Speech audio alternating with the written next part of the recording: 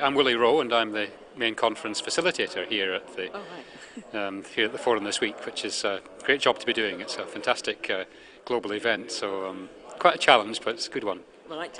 And what do you think are some of the issues around technology in education?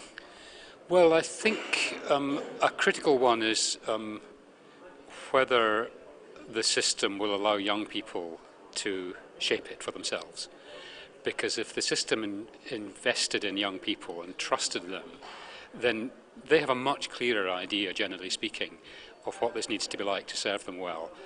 And armed with all that intelligence derived from young people, managers and leaders ought to be able to make the changes happen.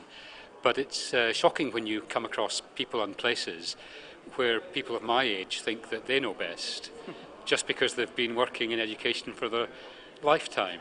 And this is such a revolution. And creates all sorts of completely new possibilities, some of which are quite threatening actually to traditional approaches. But there isn't really an alternative to that. We'll get it wrong if we have people of my age. It's not an ageist comment, but people who have just been learning this the last few years, thinking they can do it. So that's a big challenge. Another one, I think, which is a perennial challenge, is about how the people who are left behind in everything can avoid being left behind in this area, so that digital divide and all that goes with that. So is our generation up for making sure that people, however poor they are, however troubled their lives have been early on, can really get the chance to thrive with the technologies as well as anyone else? I think that's an obligation that our generation has, and in fact it's both an obligation and an opportunity and a responsibility. And if you have a vision, let's say in 5 years' time, how would you see technology in education in 5 years' time? I would see it the timing is always difficult for this, isn't it? Because some things go much more slowly than you want them to, and other things come over the hills just at breakneck speed, like the recession. We didn't even see it coming. So 5 years' time, well, I suppose it depends on what happens in answer to your first question about the blockages and the opportunities. I think in 5 years' time, in many societies, there'll be kind of half of the schools have got it and are doing it and are kind of have naturalized their way into it, if you like, and the other half are still struggling with, should we do this? How should we do it? How do we make this happen?